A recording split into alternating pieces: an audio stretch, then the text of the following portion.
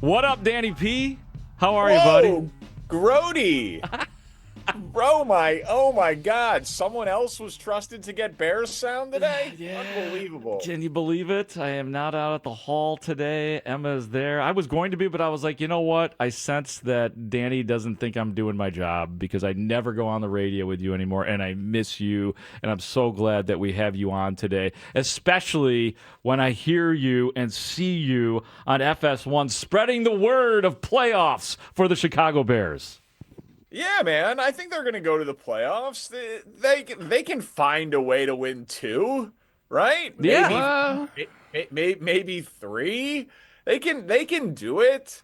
It's are that again, like I don't think they're great, but I think that their defense actually is going to get better. Um, and I think sometimes people like only focus on the negatives with the Bears, even if you are What? also, yeah, I know it's crazy. Um, like there's problems in Philly, right?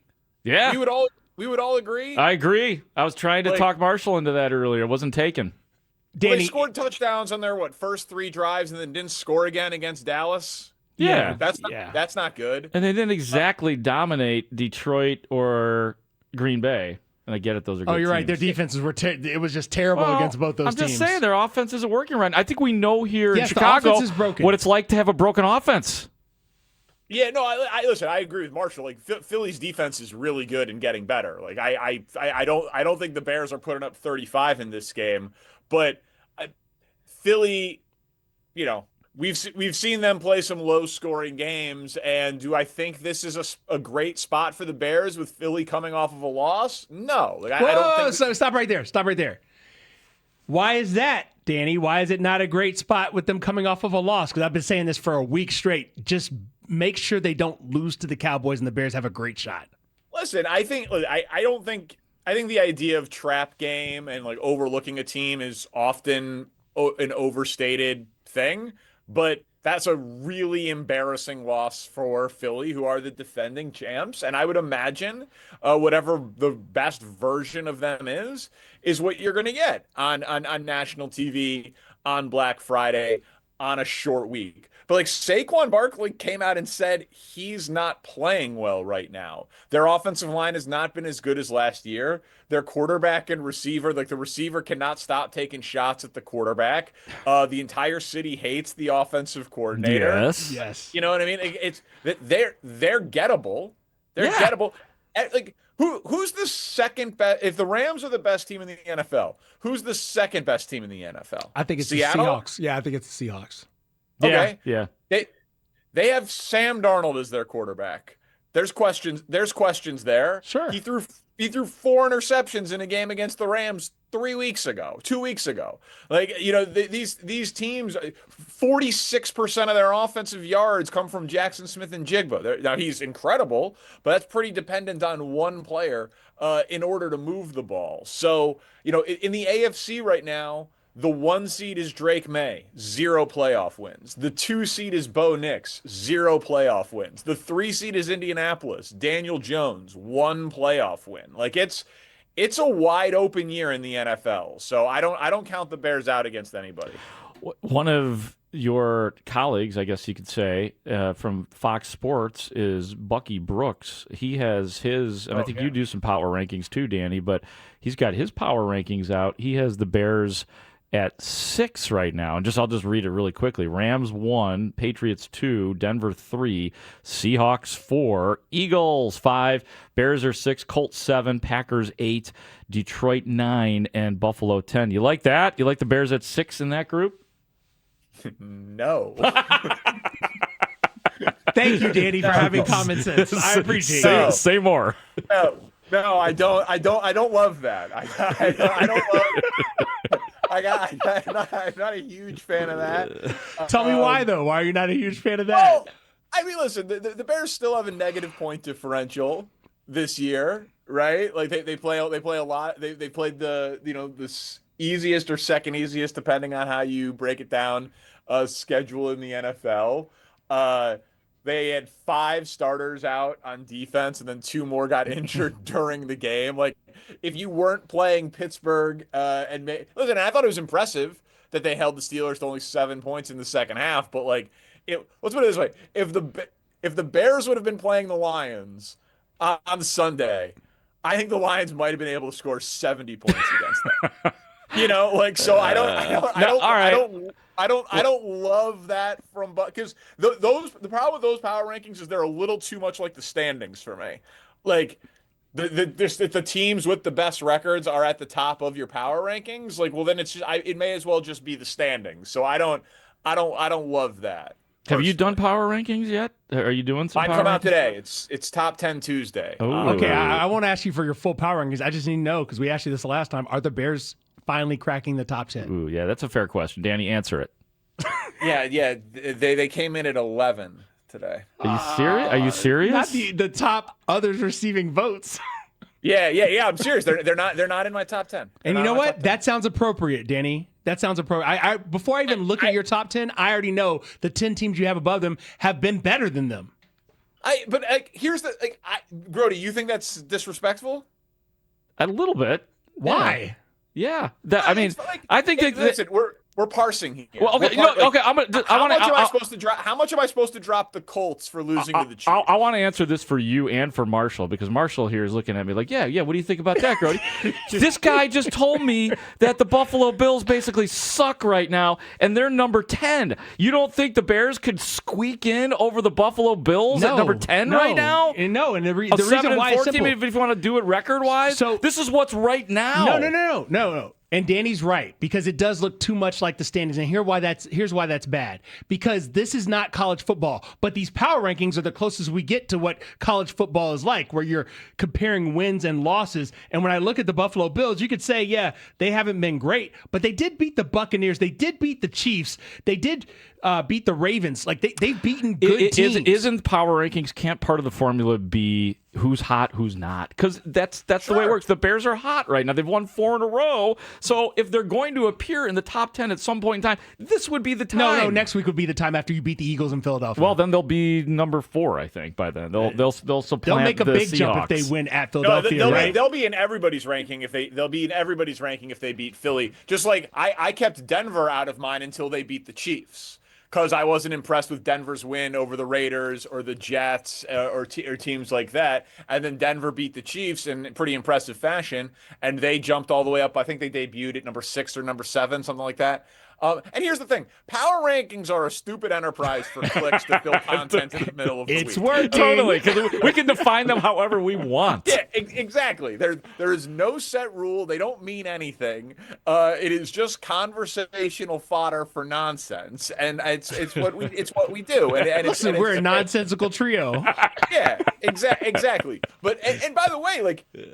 So I think Buffalo is better than the Bears, and I think Buffalo deserves a benefit of the doubt because of their last 6 years of professional football that the Bears don't get. But if the Bears were playing the Bills on Sunday, like, of course they could win. You know what I mean? Like I think with the Bears, like to be positive about the Bears, just to be how I honestly feel about them, is that they are a very well coached team that clearly believes in themselves, that is clearly getting better. And I think everything Ben Johnson has said so far about this team has come true. Like he said they're going to be playing their best football at the end of the season. I don't know, Grote, and you can maybe give me better insight of this, just like Kyler Gordon, Jalen Johnson, TJ Edwards, Tremaine Edmonds. Like, how many of those guys do you think are going to be back before the end of the year? 4 for 4? Well, I think the TJ Edwards thing is mysterious. It's possible. I mean, we're already talking about the possibility. It's a real possibility that Kyler and Jalen are back for this game. TJ Edwards, I just don't have a good feel for that guy, Danny, because it feels like Edmonds, yeah, I think he's got to miss three more games. I think he'll be back towards the end of the season. Yeah, I do think Tremaine Edmonds will return. The only one I'm not sure about in terms of, even if he does return TJ Edwards, I just feel like this might be one of those weird, he might get injured again. Soft tissue injury, the hamstring. Yeah. Fine. So, but like separate question. Yeah. Rank the top 5 players on the Bears defense. If everybody was healthy. If everyone's healthy? Oh, man. All right, so let's do this. Jalen? Number one right now is Montez Sweat. Fine. All right. 1, Montez Sweat. 2, Jalen? Yeah. Jalen Johnson, number 2. 3, Kyler. Edmonds? Then TJ 4. Edwards. Wait, with Kyler and I would go Edmonds 3 this year. Kyler Edmonds, 4. Edmonds, Kyler. So Edmonds over Edwards. I wouldn't do that. would. I'd say Edwards over Edmonds. I would right now. Okay. Yeah, I would. And then I guess TJ Edwards at 5 for me anyway. Okay, but so I guess that my point is that you're saying that 3 of the top 4 players on the Bears defense are still coming back. Yeah. That is massive, man. Like that is a massive thing to, like, when paired with a very good offensive line / rushing team / clutch quarterback / playmaker / excellent play caller head coach. Like, Loveland is getting better. Caleb is getting better. Like, Burden is getting better. Like, they can beat the Packers. They can beat the Lions. Yeah. They can beat the Niners. Like, they can beat these teams that are on their schedule the rest of the way. And it's very plausible to say that the best defense the Bears will play hasn't happened yet. Well, that said, Danny, will the Bears appear, let's say 3 weeks from now, 4 weeks from now, do you believe you will be putting the Bears in your top 5 power rankings? I don't know. Like, I don't know about top 5. I really don't. But, like, that's tough, man. But, like, I think they're going to the playoffs, and I think they're going to win double-digit games. And I think they got it right at coach, and I think they got it right at quarterback. And I think they can be in a position where they're the team that nobody wants to play if they get the right guys back on defense that are healthy. And for year 1 of the Ben Johnson, Caleb Williams marriage, like, isn't that enough? Like, do I have to say that they're better than the Super Bowl champs in week 12? Like, that just doesn't feel as significant to me. Like, Absolutely not. I think this season so far to this point is an A+. Like, I think it's an A+. Relative to what we thought. Yeah. They've won 8 of 9. Yeah. They've won 8 of 9. I think it's an A+. So, like, I honestly have not been listening much to the station, and I apologize. Whatever, like, I don't know. Whatever. It's not a knock. It's just, like, the time of my day. But, like, I honestly don't know. Like, what percentage of Bears conversation is positive versus negative right now, would you guys say? We've had a lot of positive conversations. It's starting. The positive is starting to really creep in.